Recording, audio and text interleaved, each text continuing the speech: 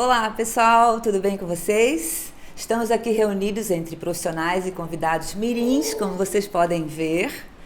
Estamos aqui com a Ania Kemp, psicóloga, terapeuta, colega de anos, com a Camila, terapeuta, e não eu, elas geram um podcast. Hoje nós estamos no Gerando Novas Vidas, é um presente, com os nossos convidados mirins, com a Yasmin e o Luca e esses pais maravilhosos. Bom dia, boa tarde, boa noite. É um prazer estar aqui com vocês. Muito obrigada, Sara, pelo convite, Camila também. Então, meu nome é Ania Camp, eu sou psicóloga e terapeuta familiar, trabalho com famílias que estão empenhados em serem pais e mães que estão empenhados em propiciar o melhor o terreno mais fértil para a educação dos seus filhos. Esse é um desafio maravilhoso, mas talvez o mais complexo que a gente vai enfrentar na vida. E a Gerando Vidas faz esse trabalho maravilhoso de preparar os pais para esse momento de receber a criança, né, fisicamente, emocionalmente nas suas famílias. E em geral, eu encontro as famílias depois da chegada dos filhos, né? E eu acho que é isso que a gente vai poder conversar aqui hoje sobre como que é a minha grande curiosidade, para quem ainda é pai e mãe fresquinho aqui, qual foi o grande impacto que isso trouxe para a vida de vocês, né? Estava conversando um pouquinho antes com a Nádia e o Giovanni, né, sobre que eles já têm um relacionamento de muitos e muitos anos, né, uma relação estável, e aí vem um serzinho que eu imagino que tenha trazido mudanças. Eu adoraria saber de vocês um pouquinho como é que foi isso, o que vocês perceberam que mudou? Então, na verdade, o nosso pequeno, que agora está dormindo, eu acho que ele é meio que a cereja do bolo, assim, desse relacionamento, porque, como eu comentei antes, a gente já está junto há bastante tempo, né, mais de 20 anos, e todo esse tempo juntos foi uma forma da gente se trabalhando, né, e porque eu pensava, né, as pessoas perguntam, normalmente você tem um relacionamento e uma das primeiras coisas que tu pensa é nos filhos, né, já vamos ter filhos. E eu sempre pensei assim que eu não tinha condições de ter filhos. A Sara traz muito um assunto de que do convite, né? Quando você é convidado para a festa, né? E aí quando você não é convidado, você tem muitas coisas para trabalhar ao longo da tua vida. E se você não trabalha isso, eu penso que você repassa para o teu filho todos esses trabalhos que você não fez. Então eu digo que foi muita terapia ao longo desses anos, né? E aí o Luca, ele vem como um presente para nós, porque foi meio que uma parceria, né? Que a gente fez nesse período, assim. E é isso, assim, mudou, mas eu sinto que tudo que mudou é para melhor, é para agregar.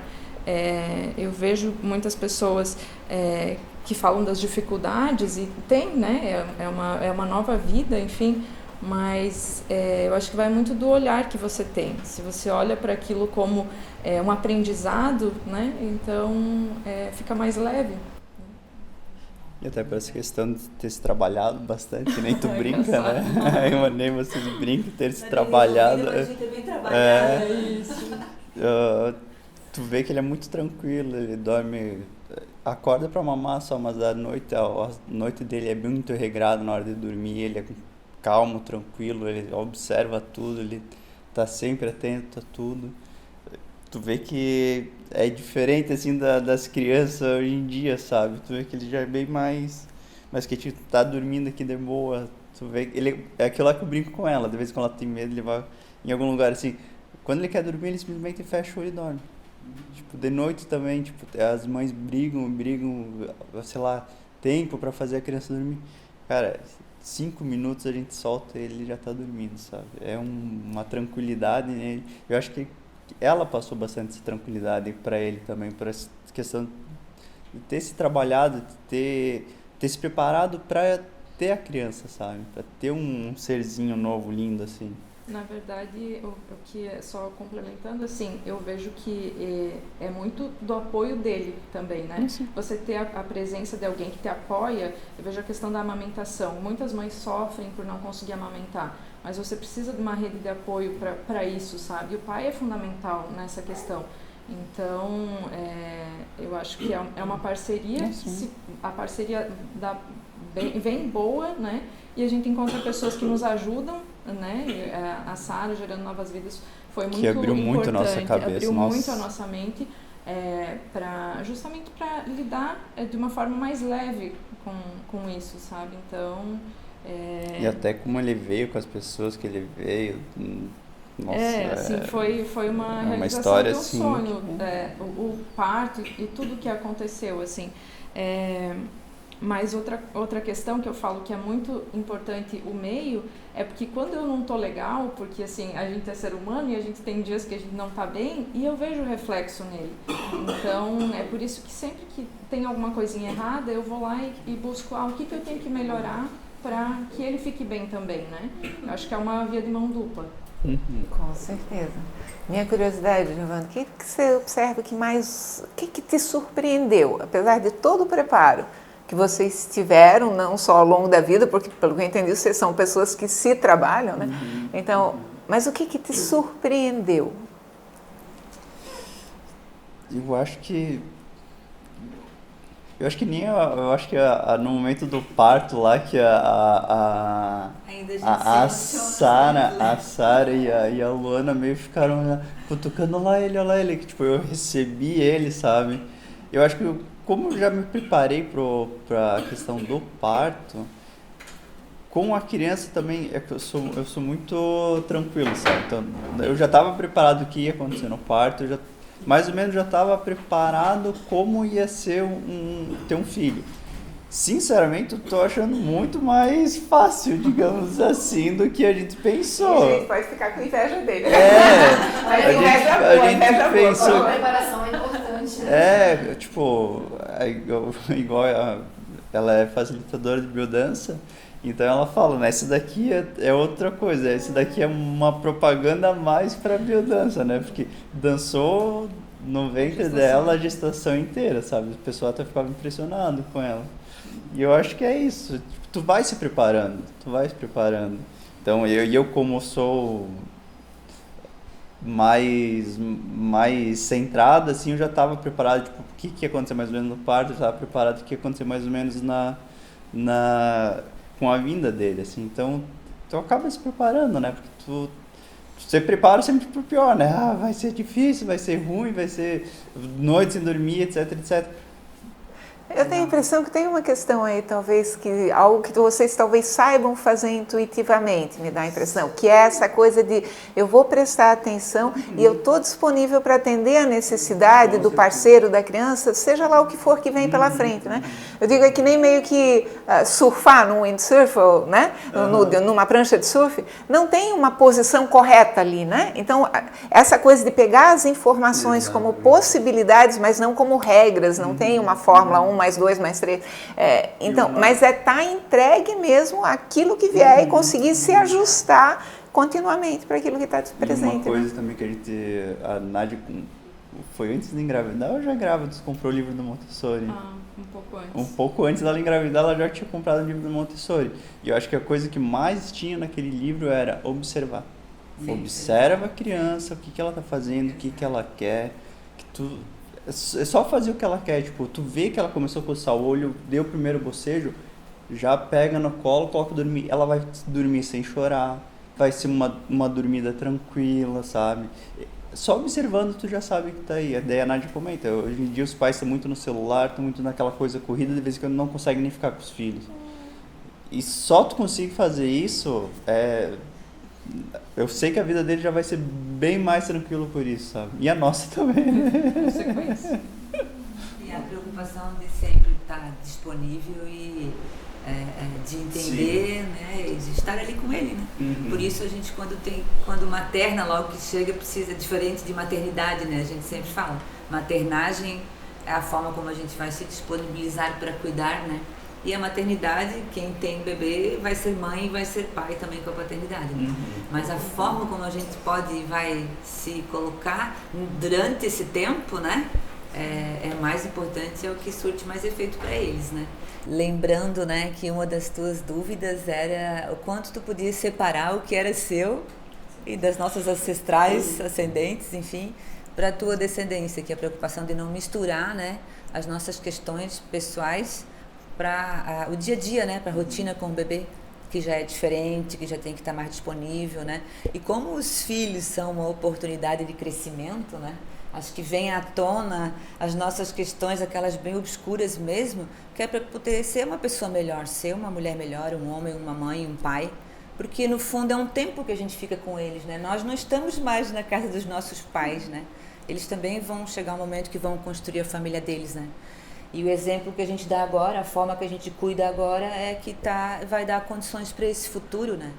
E as pessoas se preparam para tudo, na verdade, e esquecem que a gente tem essa preparação fisiológica, emocional para o nascimento, para este preparo, né? Quando vocês falam que a preparação deixou um pouco esse início da vida mais leve, né? É o que a gente quer, né? Quando a gente encontra os pais e diz para eles, olha, a verdade é assim, então vamos se preparar, vamos ter tempo disponível para essa fase da vida, né? Que é importante para os bebês, né? Para os relacionamentos e para os pais, né? Porque eu sempre digo que os bebês são as flores, né? O quintal é a família, é o lar, não é mesmo? É.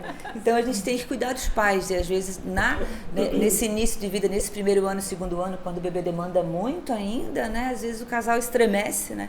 Porque às vezes pesa um pouco mais para um lado e para o outro, né? Então é muito legal quando vem a preparação para saber dosar talvez isso, né, e ter essa fala, sabe, que tá tudo bem, tem dias difíceis, dias estranhos, né, esquisitos, né, chora demais, chora e não dorme. Tu vê que não tá no normal dele, sabe, daí tu só tem que relaxar, aceitar, deixar ele chorar, deixar ele fazer a coisinha dele, vai ser um pouquinho mais difícil dormir, ok, tipo, vai, tem dias que são assim, cara, mas vai ser exceção, não vai ser a regra, sabe.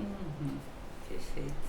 E entrando nesse quesito da preparação, né, eu tive no pós-parto, assim, tinha minha mãe para cuidar e tudo, para ajudar, né, que o Eduardo estava trabalhando meio período, então a minha mãe veio para ficar com a gente e tal, e eu tive digamos que um gatilho despertado que eu nunca tive na minha vida inteira, assim, não que eu lembre, né, que foi...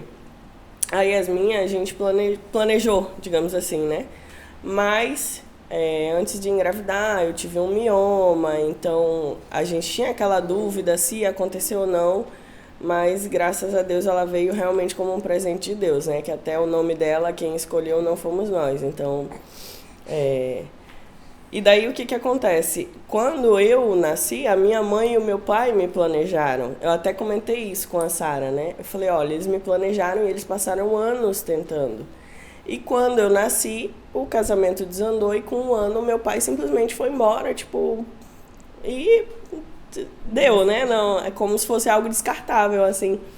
E aí, quando a Yasmin nasceu, ali no pós-parto... como a minha mãe estava aqui, o Eduardo acabava falando, não, deixa tua mãe curtir e tal. E aí me dava a entender, a gente está com aquela chuva de hormônios, me dava a entender que ele não estava ligando. Eu falava, meu Deus, algo que a gente sonhou. Aí depois eu até conversei com ele, né, porque aquilo estava me incomodando.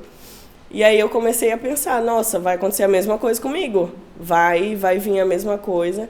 E aí eu chorava, tipo, do nada, assim, eu começava a chorar.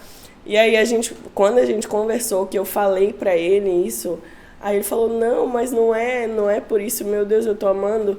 E eu lembro que nesse início também, quando ele pegava a neném, ela era muito mãe, né? No recém-nascido deles, eles são muito a mãe ali. E ele não conseguia muitas vezes resolver o choro dela.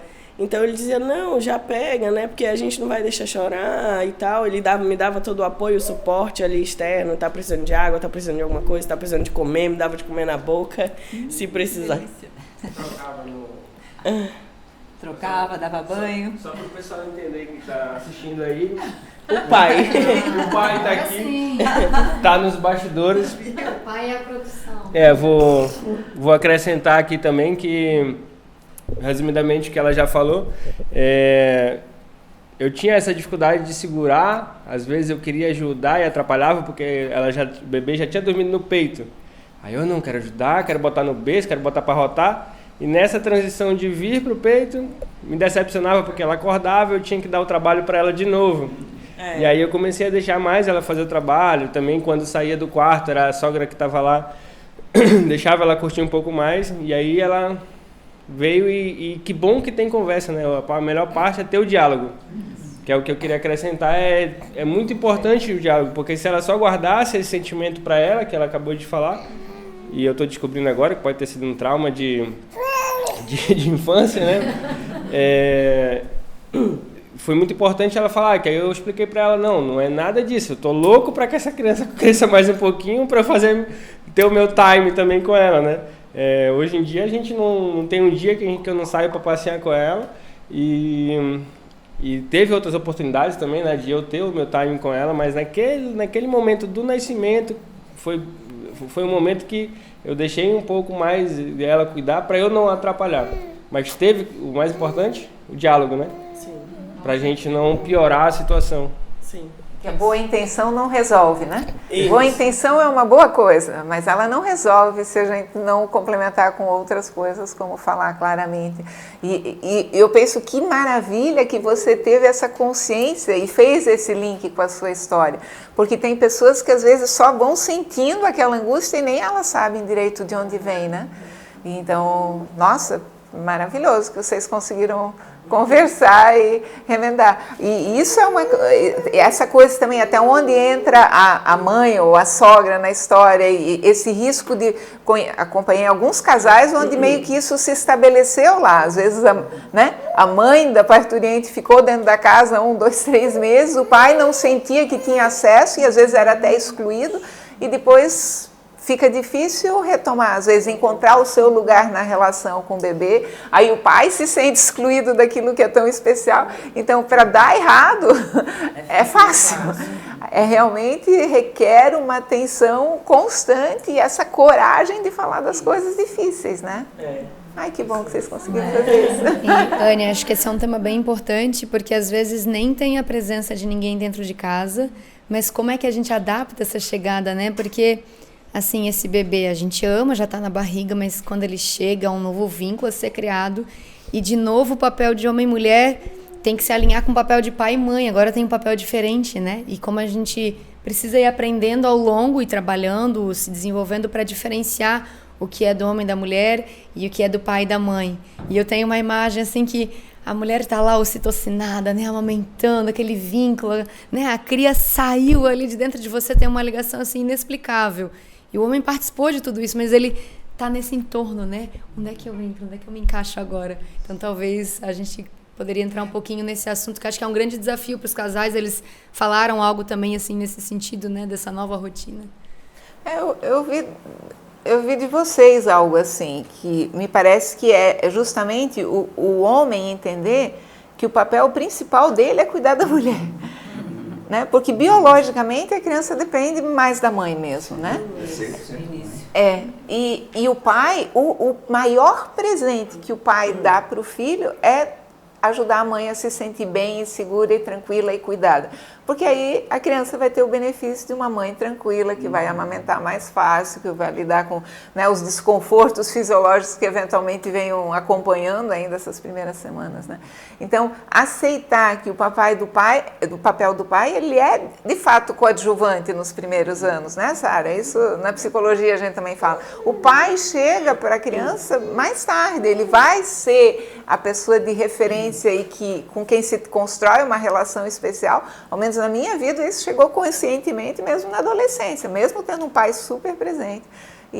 Então entender, aceitar esse papel coadjuvante e entender que é o maior presente. É maravilhoso quando o pai consegue entender que, tipo assim, né?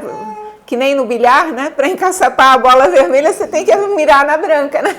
Então, para cuidar do filho nos primeiros meses, o papel principal é deixar essa mãe o mais segura, o mais acolhida possível. O que pode incluir ou não cuidar mais ou menos da criança, né?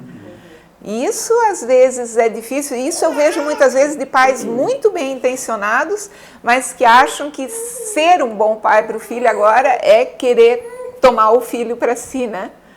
Às vezes os pais competem até, né? Eu conheço mãe que disse que eu tinha que brigar com ele para conseguir dar banho na criança porque ele não queria me deixar. Então, na verdade, o objetivo é que esteja tudo o mais tranquilo e seguro possível, né? Vocês tiveram essa briga? Não, até essa briga não. Acho que a gente dividiu bem, tipo, porque banho ele sempre tomou comigo no colo, por exemplo. Eu acho que a gente dividiu bem as tarefas, eu acho que a gente conseguiu fazer um apoio legal. Foi meio que um combinado, né? Algumas coisas eu faço, algumas coisas você faz. Mas isso que a Guta trouxe realmente faz muito sentido, né? De como a gente repete padrões se a gente não estiver atento. E às vezes, mesmo estando atentos, a gente repete. Então tem aquele auto-engano que nos pega de vez em quando, né? Então, por isso que eu acho que a psicoterapia, enfim, né? Você está amparado. Uma coisa que vocês trouxeram agora sobre o papel do pai. Na primeira consulta que a gente fez com a ginecologista, ela falou, eu comentei sobre a questão da doula, enfim, né? E ela disse, só é importante você escolher uma doula com bastante critério, porque tem algumas que acabam tomando o lugar do pai. Então, é uma coisa a se pensar também, né? Que, ao contrário disso, o trabalho da Sara sempre foi muito no sentido de dar ao pai esse poder de presença, essa importância, né? E essa necessidade de apoiar a mãe, né? Que é realmente isso, eu acho que faz toda a diferença mesmo. Parece que você fez um bom trabalho. Participa. Eu passei pela preparação também com a Sara dos meus 2 filhos. Acho que ter encontrado o caminho da psicoterapia, da terapia, vem da maternidade e também da preparação. Como a preparação abriu um caminho, assim, se eu ficasse só dentro do que eu tinha de cultura, talvez a educação teria sido muito diferente, assim, no quesito de dar o colo, dar o carinho, de ficar, de dar essa atenção. E eu lembro, assim, dessa preparação pro marido, assim, né? Desde uma massagem, desde você tem que saber que comida que ela gosta, qual é a fralda, que você tem que saber. Naquela hora não é mais para perguntar. Nasceu, você já se prepara e tem que saber. Então, se o homem tem funções também, ele, né? Porque a gente vai dividir aquilo que você falou, ele pode amparar, ele também sente que ele está participando, né? Acho que tem esse desafio, tem 2 desafios. Um é do pai saber esperar esse momento, até os familiares, né? Às vezes todo mundo quer pegar, no começo o bebê chora, e aí não entende, aí devolve para a mãe. Eu recebi críticas, né? Então tem de as pessoas saberem esperar o momento do bebê crescer também, ele fazer esses contatos. E tem o outro lado da gente saber dividir esse trabalho todo que vem, né? E de poder envolver os homens também. E você faz muito bem no seu trabalho, assim, né? Desde eles já saem dando banho, trocando fralda. Meu marido também, assim, a gente tem 2. E eu primeiro, por 3 meses, foi ele que deu o banho, porque ele tinha essa realização. Ele pedia, deixa eu chegar do trabalho para dar o banho. Então esse vínculo também, cada casal vai achando onde esse vínculo vai entrando devagarzinho, né? Eu me lembro que a gente conversava no tapete, nós 3, 4, com a Linda ainda aí dentro da casinha, que ela trabalhava muito, muito, de manhã, de tarde, e eu perguntava, como tu vai fazer no pós-parto? Quem é que vai cuidar da Linda? Porque eu trabalho de manhã e de tarde, quem é que vai ficar no apoio, né? E acho que isso fez algum sentido na tua vida e eu... Fez tanto sentido que hoje a gente é parceira de trabalho, né? E, de fato, eu estava numa empresa familiar, numa carga horária bem extensiva, estava coordenando produção, bem à frente de várias coisas. E quando eu decidi ter filho, eu falei assim, eu vou ter para depois eu ver como eu faço. E eu lembro de você perguntando e falando, depois eu vejo. Mas foi me abrindo esse caminho, assim, a preparação da importância da presença, dessa coisa de respeito e muito humano com o que está vindo, assim, o tempo do bebê. Então, as licenças maternidades, para mim, foram ótimas, assim, eu consegui fazer 6 meses para aquela minha realidade, aquilo já era uma conquista, teve vários espaços que eu tive que abrir, mas aí quando vai nascendo essa mãe, a gente vai fazendo isso, assim, né? E aí eu vi que eu precisava desse tempo para o bebê, né? E para as crianças. E acontece aquilo que a Ania falou aqui, a gente começa a se pegar assim, nossa, mas que vontade de... Ai, que raiva, eu quero bater. Não, mas espera aí, eu não quero bater, né? E o meu marido pontuava várias vezes assim, o que está acontecendo, né? E aí eu fui tentando fazer transições e dentro da carreira que eu estava eu não consegui espaço para trabalhar meio período, por exemplo. E enquanto eu não pude estar com ele depois dos 6 meses, eu fui deixando outras pessoas em casa, fui tentando trazer esse ambiente bem familiar até que eu consegui fazer essa virada, de conseguir fazer transição de carreira. E aí a psicologia me ajudou muito já, mas eu digo que a preparação para o parto, ela abriu essa minha mentalidade, assim, calma, tem um tempo. né, do ser humano, de fazer com calma, de fazer com amor e carinho. E a maternidade fez me questionar assim, mas será que o trabalho que eu faço tem amor mesmo? E foi onde eu comecei a procurar. Então hoje, com a chegada das crianças, eu também tive a oportunidade de me descobrir. Vi que eu não tinha tempo nem pra mim, assim, sabe? Então foram várias coisas. Hoje eu quero ter o profissional, tenho o profissional, mas eu também sou a mãe, tenho meu momento com os meus filhos, mas eu também sou a mulher, tenho um momento só comigo, tenho um momento com o meu marido. Então a preparação abriu um leque assim da psicologia, de ir com calma, de se cuidar. E aí tanto que eu fui buscar uma formação e estou aí trabalhando com isso hoje também. Isso tem se tornado tão frequente, né? De mulheres fazerem uma transição de carreira. Eu fico assim pensando, olhando para trás, minha mãe foi uma mulher que meio que lutou para conseguir trabalhar, né? Na geração dela isso era completamente exceção, então foi um pioneirismo e não, eu vou trabalhar, ter uma profissão. Aí depois veio a geração onde a profissão se tornou algo essencial, preponderante, vinha em primeiro lugar. E eu sinto que agora a geração de vocês está dizendo, mas peraí, mas a gente quer ser mãe, a gente quer curtir do filho, e realmente é um jogo que está ficando mais complexo, né? E as referências anteriores, elas nos inspiram, elas nos alertam, mas a gente encontrar a fórmula que vai funcionar para a gente, realmente é só a gente que vai conseguir resolver, né? E eu, às vezes, né, a gente estava falando de preparo, né, para receber a criança, etc.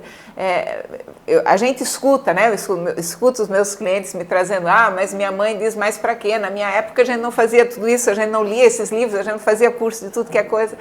Eu digo, sim, tudo bem, tem gente que não precisava aprender sobre o parto porque a mãe teve 10 filhos e quando ela tinha, a partir de, sei lá, dos 8, 9 anos, ela já acompanhava a parte dos filhos caçulas. Então, ou se não, teria primos perto. Na época em que as famílias extensas conviviam, o treinamento para a realidade da vida, ela estava ali no dia a dia, no cotidiano. Perdemos isso na medida em que as famílias se tornaram cada vez mais unicelulares, né? Menos filhos, né? Os partos foram para o hospital. Os partos foram para o hospital, foram, né, separados da família. E também às vezes tem coisas que é isso, a gente não quer repetir, né? A gente tem até alguma referência, mas a gente diz, peraí, mas eu, na verdade, não estou querendo fazer igual e vou fazer como, né? Então, quando a gente busca informações, seja em cursos, em livros, a gente está procurando outras referências. Agora, o que eu acho muito importante, porque às vezes tem pessoas que ficam atazanadas, mas eu li isso num livro, o outro diz aquilo, e o sono do bebê, a amamentação, cada um tem uma opinião. Realmente, não é fácil. E eu sinto que a gente precisa entender que, no fundo, a responsabilidade por como eu vou agir com meu filho, o tipo de mãe que eu vou ser, a relação que eu negocio com o meu parceiro, enfim, a rotina, tudo isso, vão ser sempre escolhas minhas, que eu vou ter que bancar. E, portanto, elas não serão fáceis, né? Então, realmente, ser mãe, ser pai, precisa de muita coragem, né? Agora, não tem nada mais fascinante, eu acho, do que a gente perceber que dá conta disso. Que bom que a gente não sabia tudo que viria pela frente, né? Tem um monte de coisas que vem pela frente para vocês que vocês ainda não sabem. Mas é meio que, a gente diz, é meio joguinho de videogame, né? Você passa a primeira fase, aprende umas coisinhas, na segunda fase vai ser mais complexo. Gente.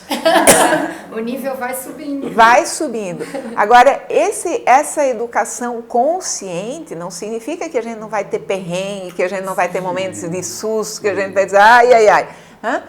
Mas o que eu hoje, né, com filhas agora já pós-adolescência, né, e tendo passado por uma adolescência, eu consigo reconhecer que conquistas que a gente hoje pode celebrar e que foram semeados nessa infância, né? Então, essa coisa de conversar sobre coisas difíceis, por exemplo, né? De conversar sobre coisas difíceis com o parceiro, com a criança. Então, na adolescência, eu digo, que bom, eu acho que o que eu mais celebrei foi que bom que a gente, ao longo da infância, construiu uma relação onde havia confiança na conversa, que a conversa seria a favor de todo mundo, mesmo quando difícil, e o comprometimento de, quando o tema é difícil, a gente pode não resolver ele todo hoje, mas essa conversa vai continuar e eu vou continuar me importando com você, por isso que eu estou tendo essa conversa que é chata talvez, né? Mas isso a gente semeia na primeira infância, semeia na relação que a gente tem com o parceiro de que a gente pode falar sobre coisas difíceis, semeia com a criança quando a gente, né, se toma o tempo de explicar uma coisa para ela, ao invés de só dizer não, não pode, não faça. Então, a consciência é um negócio, isso, né, em geral a gente inclui isso na nossa vida em parte também pelos processos terapêuticos, mas a dádiva da consciência, que não é um presente fácil, ela dá trabalho ela que custa, só, né? Mas é uma das coisas mais incríveis quando aí você senta com o seu jovem adulto de 20 e poucos anos que está tendo uma nova crise na vida. Mas essa conversa, ela é boa, ela é forte, ela reafirma de eu me importo com você e a gente está junto nisso, você não está sozinho, né? Então, isso a gente está semeando cotidianamente nos nossos pequenos gestos, né? E quando alguns pais às vezes me dizem, mas eu bati no meu filho, que horror, eu não queria ter feito isso. Eu digo, tudo bem, eu não sou advogada das batidas de jeito nenhum, mas isso não é a coisa mais trágica, que o dia que você perder a cabeça, pode se perdoar, tudo bem. Eu assumo, toda filha minha levou pelo menos uma palmada na bunda algum dia, não porque eu me orgulho, isso não foi uma estratégia educativa, foi o dia que eu perdi a cabeça, mas pior do que isso é o abandono. Eu não converso mais com você, sobre isso não se fala. Esses vazios, esses são perigosos, eu acho, porque eles vão aumentando. Os silêncios, quando a conversa é difícil. Então, ter a coragem para partir para a conversa difícil, em todos os níveis, eu acho que é uma das coisas que a gente mais... que talvez é uma das coisas que eu mais me orgulho como mãe. Né? Sim, de conversa. E está bem claro que ela é difícil, muitas vezes, né? Porque a gente acha que também a gente vai ter essas conversas conforme o conteúdo da gente também, né? Maturidade emocional, né? E o puerpério é muito solitário, né? Às vezes a gente fica sozinha e por meses, né? 3, 4, 5, 6 meses ainda, que é muita demanda do bebê, né? Porque a gente aprendeu o aparelho reprodutor feminino, masculino, mas a parir não me ensinaram, pelo menos, né? Eu aprendi. Ou relembrei, enfim, se a gente pode falar dessa maneira, né? Mas eu queria falar mesmo sobre uma palmada, uma experiência que eu vivi, né? Porque eu também trago de casa essa história que não tinha conversa, né? Era o silêncio e eram as ordens, né? A lei, enfim, do que era combinado em casa, né? Então eu venho de uma família que apanhei bastante, né? Se a mãe tá ouvindo, eu apanhei até da alpargata, que a gente dá risada até hoje, o que vinha na frente. São chantilly, quanto mais bate, mais cresce. Era tamanho, era alpargata, o que tinha na frente ia, né? Mas agora, lembrando e olhando para essa cena, eu penso que, com um já é difícil muitas vezes, imagina com 3, e ela ainda trabalhava fora, né? Então, complicada essa cabeça, esse coração, essa alma que talvez quisesse ficar em casa cuidar desses filhos, mas que a obrigação, né, dissesse não, tem que trabalhar, porque então era, né, a coisa do trabalho. E agora a gente sabe que está tudo misturado, porque a gente educa, a gente trabalha, a gente cuida da casa, todo mundo faz tudo, não é assim? Eu sempre digo, eu sou tão mãe para Serena quanto o Igor é tão pai para Serena, né? Mas história do tapa, então, né? Porque eu pensei assim, eu vou crescer, eu vou ter um filho, mas não vou bater nessa criança, eu tenho que aprender de outro jeito, né? Aí a gente estava aqui na sacada de casa, eu e a Sereninha, e tirando as folhinhas secas das flores, sabe? Dos vasinhos, né? E aí, tirando uma florzinha aqui, uma folhinha ali, aí toca o telefone, era uma cliente. Era uma cliente nova, né? Uma cliente que estava perguntando, me indicaram você como doula, eu queria saber como é que é o seu trabalho. Aí eu me empolguei e comecei a falar com a cliente. Daqui a pouco, quando eu olho para a Sereninha, tá ela lá tirando umas folhinhas, mas folhinha verde, né? Folhinha saudável, florzinha, né? Assim que tá vindo lindo. Então, mas na mesma hora, como eu não estava consciente, concentrada na nossa tiração de folhinhas das plantas, na limpeza, eu estava concentrando nessa ligação, eu rapidamente dei um tapinha na mão da Serena e para ela parar de tirar as florzinhas, porque eram só as folhas secas. Mas ela não entendeu, porque ela tinha quase 2 anos ainda na época. Ela olhou para mim com espanto, porque pela primeira vez eu dei um tapa nela. E aí eu acho que na hora disse, era um bicho, Serena. Era um bicho. Fiquei com vergonha de dar um tapa, porque ela não merecia um tapa. Ela estava tirando as folhinhas e ela continuou tirando enquanto eu fui fazer uma outra atividade cuidando. Então, a minha presença não estava ali 100%. E a gente faz muito disso. E por isso, às vezes, a gente perde a cabeça por nada, né? Mas são essas pequenas atitudes que, olha, significam para eles, né? Então, é importante a gente estar, quando presente, presença mesmo, né? Ficar com eles. Se às vezes é pouco tempo, mas aquele tempo, estar com eles, né? Então, isso fez muita... mudou minha vida quando a Serena chegou, né? Para priorizar, para estar com ela, porque também fui educada para trabalhar, né? Mas eu acho que eu fui ter a Serena aos 42 para não fazer mais meia dúzia, porque eu gostei tanto da maternidade, gostei muito, né? Teria tido mais filhos também. Lindamente, você com 3 filhas, as 3 mulheres, né? Então, muito feliz por passar, né, pela maternagem, pela maternidade, por essa oportunidade, assim, né? Por compartilhar também, né, com os maridos. O Igor também sempre foi um excelente pai, bem presente, e a gente sempre conseguiu combinar, né, a rotina, quem faz o quê para não pesar, né? Porque a gente segura isso pra gente, né? Então, é natural da mulher, né? Isso, né? Assim, mas cada vez mais estamos mais falantes, né? Aproveitar que o papo é psicológico, né? É um bate-papo? É um bate-papo com as... Terapêutico, né? Com a terapêutico. Com as nossas psicólogas, né? Eu não lembro quantos anos eu tinha. Talvez uns 10, uns 12. Eu lembro que eu estava passando da fase infantil para adolescência ali, e é um momento que você já, papai não quer beijo, papai não quer ser um homenzinho, né? Então, meu pai, eu lembro que na infância, meu Deus, era beijo pra cá, era beijo pra lá, ele brincava muito, se dedicava muito, né? Mas na minha adolescência já não lembro quase nada de carinho. Então, eu lembro uma vez que ele ligou no dia do meu aniversário. Naquele tempo, um telefonema era algo muito especial. Então, no trabalho dele, ele trabalhava de manhã, trabalhava de tarde, trabalhava de noite. Ele lecionava, né? E ele foi na escola, pediu para fazer uma ligação para o filho, e quando eu atendi o telefone, que era esse telefone quadradinho, quando eu atendi, ele começou a cantar parabéns para mim. E aí eu fiquei envergonhado, fiquei meio que constrangido e desliguei na cara do meu pai. E aí ele ficou muito chateado, porque ele continuou cantando parabéns lá na frente do amigo dele e fingiu, né? E pá, aí depois o amigo dele falou, não, eu vi que ele desligou e tal. Aí o papai ficou constrangido também. Meu pai chegou em casa, não quis mais falar comigo, falou que eu tinha morrido para ele. E aí a minha mãe falou, olha, não fala assim e tal.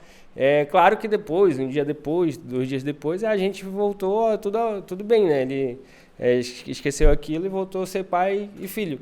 Mas não lembro da idade, mas vamos dizer, chutar aqui uns 12, 13 anos, até o retiro 2017, que eu fiz na igreja, que os nossos problemas da adolescência até minha conversão na igreja ali, eu tive um relacionamento muito conturbado com meu pai. E aí, um detalhezinho desse, do que ele falou para mim, machucou muito por muitos anos, né? Até eu ver que, assim, o meu pai, ele não soube lidar com os problemas como pai, né? Então, hoje, aí na minha conversão ali, eu entendi que foi uma falha que eu deveria perdoar, e perdoei. Mas a gente, às vezes, pensa aqui de dar todo carinho agora, mas, às vezes, quando a gente mais precisar, né, da adolescência, começar a dar aqueles trabalhos, aquelas dor de cabeça, talvez vai ser quando mais precisar amar, né? Mas essa é a consciência, é pensar um pouco antes de falar, né? Porque a gente tem que aproveitar a nossa fala para educar já, né? O nosso exemplo que vai orientar, que vai formar o conteúdo deles, né? Mas isso é um super exemplo. Obrigada, Eduardo, nosso cameraman, né? Com esse depoimento, porque é assim mesmo, né? Que enche os consultórios, né, colega? São essas questões desde o início da vida, que depois, quando adulto, né, as pessoas precisam de psicólogos e de terapeutas para arrumarem. O que eu costumo dizer para pais de adolescentes o adolescente, sabe aquela cena do Tarzan? Na minha infância, a cena do Tarzan sempre tinha um momento em que alguém caía na areia movediça. Era aquele Tarzan antigo. Eu nunca vi areia movediça, mas nos filmes tinha. Então, era um buraco no chão com uma areia que quanto mais você se mexe, mais ela puxa para baixo, né? Então, o adolescente, ele está meio que num tanque de areia movediça, ele está ali se afogando em emoções muito intensas, de muita angústia, de muita raiva, às vezes muita tristeza, enfim, indignação, tudo misturado, né? Muita dúvida, com momentos de onipotência, então é um negócio assim. Então, o adulto que está ao redor do adolescente, ele não é para ele pular dentro do tanque de areia movediça. Quando alguém está no tanque de areia, cai lá dentro, tem que ter alguém em terra firme que joga a corda e puxa ele para fora, né? Então, o presente, o maior presente para o adolescente que está vivendo esse turbilhão é ter um adulto que diz: tá tudo bem, tá tudo bem. O que você está sentindo é ruim, mas vai passar, calma. Uma cena de adolescência que eu lembro como grande referência da minha mãe era: eu estava muito indignada com alguém, brava assim, irritada, não sei o quê, e minha mãe ouvindo minhas reclamações, em algum momento eu virei artilharia para ela, né? Você tá calma aqui, né? Que droga, eu queria ter a sua calma, né? E aí ela respira fundo e diz: mas essa eu conquistei. Então eu digo, ela fez duas coisas com essa frase. Uma, ela não me disse que eu estava sendo infantil, que eu estava sendo ridícula. Ela não me acusou de nada. Ela acolheu que eu estava vivendo o meu turbilhão de adolescente. E outra é que ela me deu esperança, que a minha vida não ia ser aquele inferno emocional o resto da minha vida, que um dia isso passaria, né? Então eu sinto que na adolescência a gente não tem que consertar o adolescente, também não é muito dar bronca em adolescente, é colocar certos limites e se oferecer como referência para: calma, vai ficar tudo bem, tá tudo certo. E vai ter outras adolescências, aos 3 anos, os pais, às vezes, né, a criança de 3 anos está tendo chilique, é tão fácil se deixar contaminar por... E aí os pais, de repente, estão tendo chilique também, isso ainda vai acontecer, tá? Mas, enfim, a gente ter consciência do que a gente sente, ter consciência da nossa história, né? E de como essas coisas, às vezes, né, percolam, vazam para dentro da nossa relação com os nossos filhos, isso nos dá a possibilidade dela ser melhor. Porque boa intenção eu vejo que não falta. Né? Às vezes falta consciência, às vezes faltam ferramentas, né? Falta repertório, tá, mas aí eu faço o quê? Né? E eu acho que é isso que a gente se propõe a fazer quando a gente oferece cursos e assim por diante, tentando ajudar a ter repertório e não ter que cometer todos os erros de novo que a gente já cometeu, né? Era bem o que eu ia dizer, pegando o gancho assim, né, ouvindo a história, e nessa hora, o que a gente faz muito nas terapias, na psicologia, a gente é, né, a pessoa que está atendendo, a observadora, e ela vai auxiliar para que a pessoa que viveu aquilo possa observar também, né? E quem disse que a gente não é esse pai também? Né? A gente é esse pai, a gente é esse filho, porque depois que a gente tem filhos, a gente é pai e filho ao mesmo tempo, né? E aí é onde a gente começa a ressignificar, a entender, e esses pais doaram a vida deles para a gente aprender isso, né? Então, eu imagino o que não foi o sentimento dele naquele momento, o que ele não trabalhou depois, mas eu venho para o meu lugar de filho e também tenho os meus filhos. E as terapias, elas ajudam hoje a gente a se desenvolver. Às vezes a gente tem até um preconceito da psicologia ainda, né? Isso é coisa para louco, eu não tenho nenhum problema. E às vezes o que a gente chama de problema é a vida, né? Cada um dá um nome para essa situação. Então, as terapias vêm para você se desenvolver também, né? E eu digo que tem dias, quando eu atendo, eu digo assim, hoje foi o dia de você ser o ser humano. Você ensinou para o seu filho que você foi um humano também, que você tem sentimento, que você não estava pronto, mas agora a gente vai trabalhar aqui, você vai se posturar e vai poder conversar com ele de novo. E aí vem essa importância do diálogo, né? E às vezes não precisa ser uma conversa provocada, pode ser que a situação vai te dar de presente, você vai saber o momento de poder mostrar aquilo para ele, assim, né? Mas fazer um trabalho, continuar se desenvolvendo, a preparação é só o começo, né? Que na preparação a gente fala assim, nossa, realmente a gente não estuda para ser pai, que bom que tem preparação hoje, que a gente já começa a estudar para ser pai. E é um projeto de uma vida inteira, né? Eu vejo os meus pais, assim, eles me falam até hoje assim, não é porque você saiu de casa que mudou a preocupação, ou que não é desafiador, é tão desafiador, talvez até mais. Então, essa questão da psicologia vem para o desenvolvimento, né? A gente pode contar com outras pessoas, com outros profissionais. Quando o meu carro está com problema, eu tenho uma dificuldade, o que eu faço? Eu vou lá no mecânico, eu não fico tentando em casa adivinhar e mexer e troco um fio, né? Antigamente até se fazia. Então, hoje, quando eu estou com questões difíceis, que eu estou vendo que, poxa, não foi legal, eu não queria ter feito desse jeito, eu procuro uma ajuda, né? Procura um profissional que trabalha com isso para você organizar as suas caixas. Isso vai te ajudar no teu trabalho, isso vai te ajudar na criação das crianças, em todos os relacionamentos, assim, né? Então, acho que fica o convite, todos somos esse pai, né? E todos somos esse filho também, né? A gente vai passar isso de várias maneiras ainda na nossa vida, com mais filtro, com menos filtro, né? Mas muito obrigada pela tua partilha e pela confiança. Eu queria voltar ao que a gente falou, o que a Ania falou sobre quantidade de filhos, né? Que hoje em dia praticamente é um filho único e não, Deus livre, você tá louco ter outro. Hoje, assim, o mundo ele prega muito a dificuldade na maternidade, né? E eles exaltam muito as dificuldades.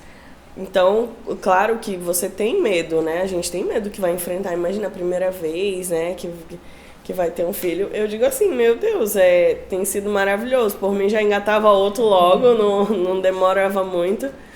E porque a parte benéfica que nos trouxe, assim, tipo, se doar por um ser humaninho, assim, que depende totalmente de você. E aquele sorriso banguela nas madrugadas acordadas, tipo, não tem nada mais valioso que aquilo. Então, graças a Deus que hoje a gente está se dando a oportunidade de ter, né? Porque se a gente for ouvir o que o mundo prega, a gente nem vai ter, nem nada. Então, a gente quer mais ser humaninhos e preparar para serem boas pessoas, né? Nesse mundo hoje que tá uma loucura, mas se a gente não fizer as boas pessoas, como é que vai mudar, né? Então, só para exaltar o benefício da maternidade também, da maternidade e da paternidade, porque é algo assim surreal. Para mim tá sendo, né? Acredito que para Nádia, né? Pelo que a gente conversa nos encontros também, para vocês, inclusive acordou esse príncipe. Olha! Até difícil de se concentrar Estamos hoje. aqui ainda, né? A gente tá falando aí, olha lá dentro. Então, assim, os pais erraram, né? Os nossos pais erraram, a gente também vai errar. E só que vendo isso como uma oportunidade, porque assim, os erros que foram cometidos comigo, eu trabalhei buscando, tenho muito preconceito com as doenças mentais, eu tenho isso muito forte na nossa família, mas eu vejo isso como uma oportunidade que me fez ir atrás de buscar essa cura, passar de nível mesmo, assim, sabe? Buscar, a gente está sofrendo, mas a gente pode ir atrás de um profissional que nos ajude, e eu vejo que a partir do momento que você vai numa primeira porta, você vai encontrando outras portas abertas. Eu sinto muito, eu sempre falo da terapia e de, enfim, buscar esse apoio, assim como a equipe com a doula e tudo, porque isso vai ampliando o nosso horizonte, e trazendo uma possibilidade da gente fazer diferente, né? Fazer de uma outra forma que possa ser mais benéfica, não só para nós, mas para eles, e por consequência vai dar resultado também para quem fez antes e disse, eu fiz errado aqui, mas meu filho conseguiu consertar, enfim. Deu certo, né? No eu olho lá na frente e eu vejo que deu certo. No final deu certo. E as pessoas têm bastante resistência e falam assim, porque eu não tenho dinheiro para terapia, ou porque não é uma prioridade. E para mim, assim, eu até comentei essa semana com o Giovanni esse negócio do diálogo, que realmente é muito importante, que é uma coisa que não tinha lá atrás. Eu sou muito grata por agora ter essa possibilidade. Eu falei assim, eu pequei, acho que no enxoval do Luca, né? Eu não tive essa dedicação de comprar tudo que ele talvez pudesse ter, mas eu me preocupei muito nessa questão psicológica, né? Eu saí do meu trabalho, assim, a Camila fez a mudança depois, eu já fiz a mudança antes, porque eu penso que no ventre a criança já está se formando, a personalidade dela. Então, assim, eu trabalhando no estresse, eu sabia que isso ia afetar, né? Foi uma questão que lá atrás balançou um pouco, né? Porque tu pensa, o dinheiro faz falta, é importante, mas aí vai do combinado do que é prioridade. Para mim era prioridade ter uma criança que se sentisse realmente desejada e que eu pudesse estar presente. Porque se eu estou ali pensando em outras coisas e não me dedico a ele, esse é o momento de eu me dedicar, né? De fazer essa dedicação. E é muito isso, de estar presente. Às vezes porque, né, as tuas questões vêm muito à tona e às vezes você está muito no mental. Então acontece uma situação e eu penso, meu Deus, e depois se isso se repetir, eu digo, não, eu estou aqui com ele agora, isso pode ser que não se repita, então eu tenho que fazer o meu melhor naquele momento. E erra com certeza, mas isso talvez seja uma ferramenta para ele futuramente buscar. Eu acho que o importante mesmo é a gente estar disponível para buscar melhorar, né? Isso eu acho que é o primordial, assim. E eu acho que se torna mais fácil a gente também entender que eles também estão tentando, né? Se a gente tem clareza de que a gente não sabe tudo que a gente está aprendendo, fica mais fácil a gente também se encantar com o esforço das crianças que vão estar conquistando cada etapa, né? Porque eles também estão tentando e é encantador isso. E eu acho que para eles também é muito inspirador se eles perceberem que a gente também está nessa jornada, né? Não sabemos tudo, a gente tem coragem de dizer, caramba, não sei, e agora o que, né? É preciso muita coragem para dizer não sei. Você se desnudar diante da criança, e às vezes não precisa, né? E o trabalho, né, essa preparação quando fazemos em grupo, né, com 3, 4 casais e os pais participam também, né, as mães perguntam, mas os pais acabam nesse momento aproveitando para perguntar mais, né? E no fim o vínculo cresce e a gente acaba se encontrando, se reencontrando e vendo esses bebês crescerem, né? E a gente já falou aqui que não tem receita, né? Mas dá para a gente se informar e pegar um pouquinho de cada, incluindo a experiência de uma família e de outra, e daí a gente colocar na nossa situação, né? Que acho que aí faz sentido, né, para a família, né? Sim. Eu percebo que o trabalho em grupo, ele dá uma oportunidade que o trabalho individual não oferece, né? Eu acho o trabalho individual riquíssimo e principalmente quando se trata de questões às vezes que são muito delicadas, né? A gente precisa de um espaço um pouquinho mais protegido, mas a possibilidade, né? Eu tenho um programa chamado Jornada Mães e Pais Confiantes, que é para quem tem filhos, né, na primeira infância. E o que esses pais me dizem é que justamente ter o privilégio de às vezes observar outra família relatando os seus desafios, né?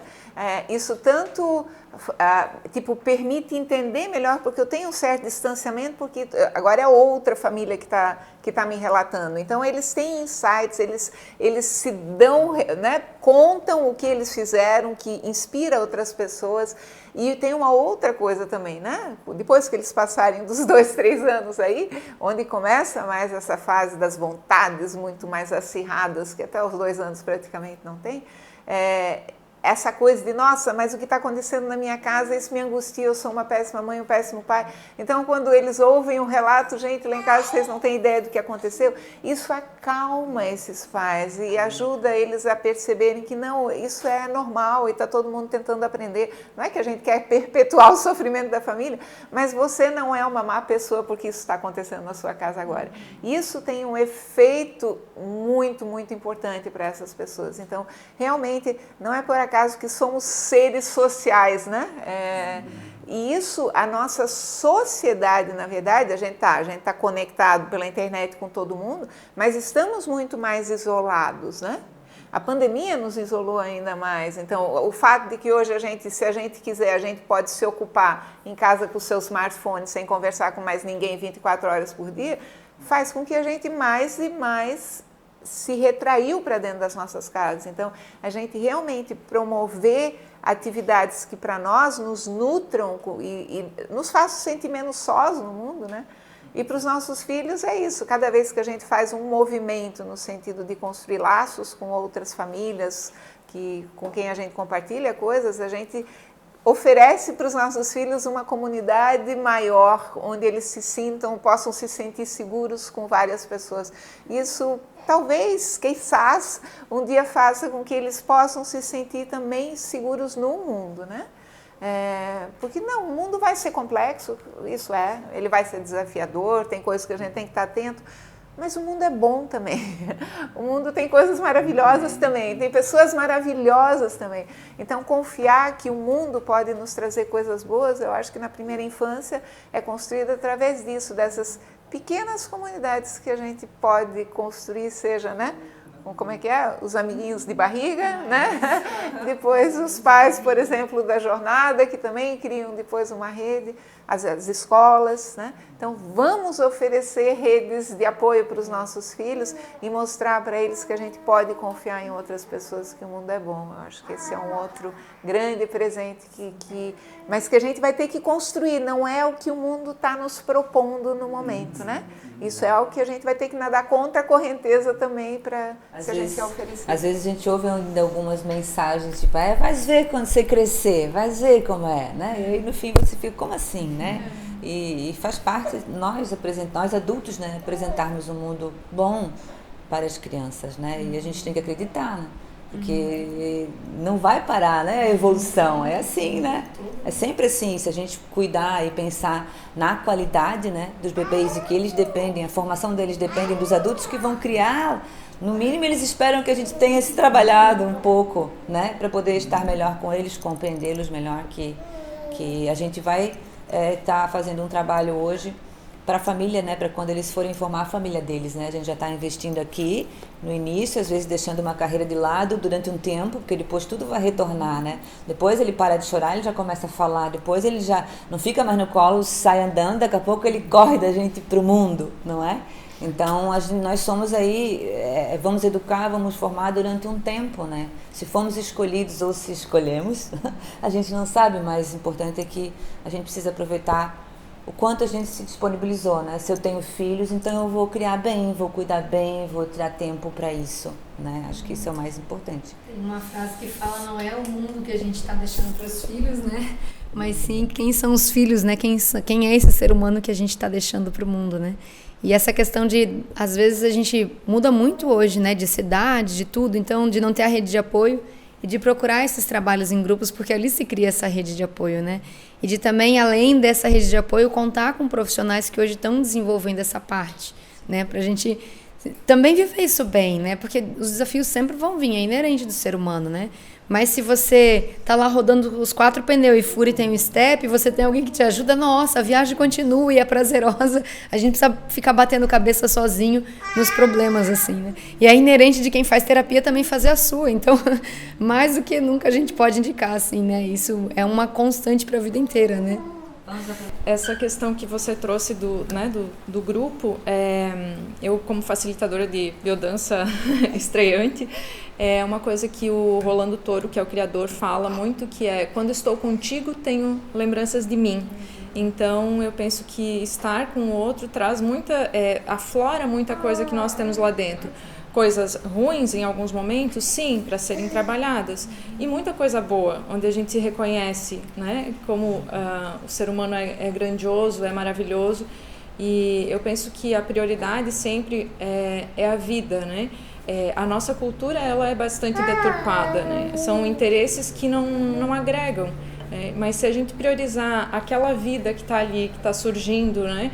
E que está para se florescer realmente, né? É uma semente e vai crescendo, enfim, assim como nós também somos.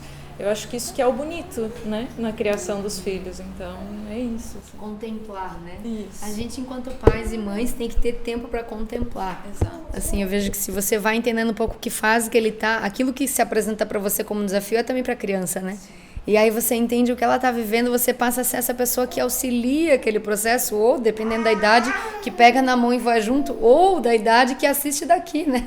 Que fica mandando aquela proteção, assim, mas essa contemplação. Eu vejo que a questão da humildade também, né? Quando você está na frente da criança e você sente que você também tem coisas para aprender com ele, porque o antigo é assim, né? daqui de cima para baixo, né? Eu que sei, eu que já vivi, que te ensino, mas não.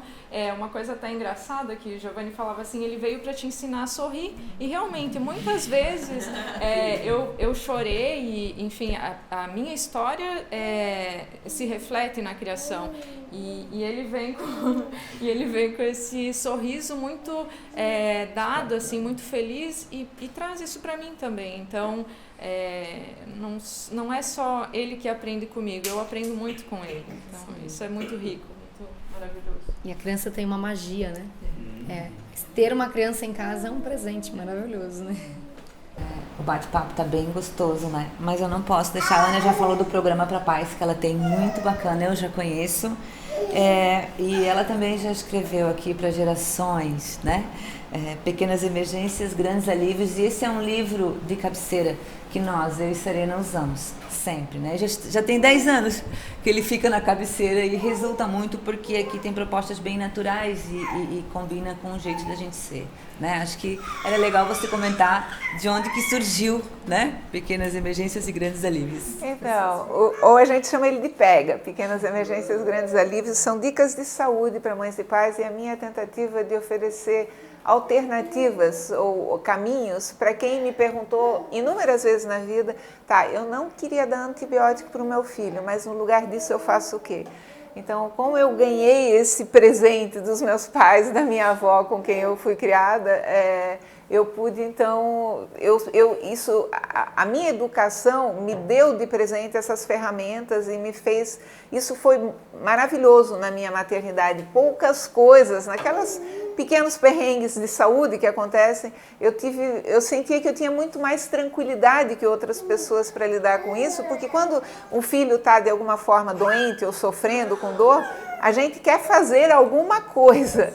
E saber o que fazer nesses momentos, para mim, foi muito maravilhoso. Então, isso está condensado aqui nesse livrinho com 12 das questões mais frequentes na primeira infância, desde febre, contusão, dor de barriga, dor de ouvido, tosse e assim por diante. Então, eu espero que isso também traga para você e para a sua família mais serenidade para lidar com essas questões e que a saúde seja restabelecida sempre o mais rápido possível. O livro está disponível em e-book, em livro. O livro está disponível no site da antroposófica.com.br e o e-book está no site da Eduz. No meu Instagram, que eu acho que o Eduardo vai colocar embaixo depois, vocês vão encontrar o link, tá bom? Então, olha, muito obrigada a vocês, famílias, tá bem? Sei que, né? Sempre é um trabalho só, né? Não é difícil, é só pelo trabalho a gente sair com uma licuia, mas faz parte para a gente compartilhar as experiências. É muito, muito agradecida, tá bom? Por esse bate-papo e compartilhar experiências, vivências de vocês de casa, tá bem? Muito obrigada, Eduardo, também. E a Ania, então, né? Conseguimos mais um tempinho juntas, fico sempre feliz e sempre arranjamos tempo, né? Para conversar, porque família é assim, né? Família é o mais importante que existe, é o berço, é a base de tudo. Então a gente precisa olhar para a família, né, e cuidar dela. Foi a tarefa que a gente escolheu para a gente, né? Exatamente. Foi a tarefa que escolhemos. Muito bem. Obrigada, Camila, por estar conosco. Agradeço a oportunidade. Até o próximo bate-papo.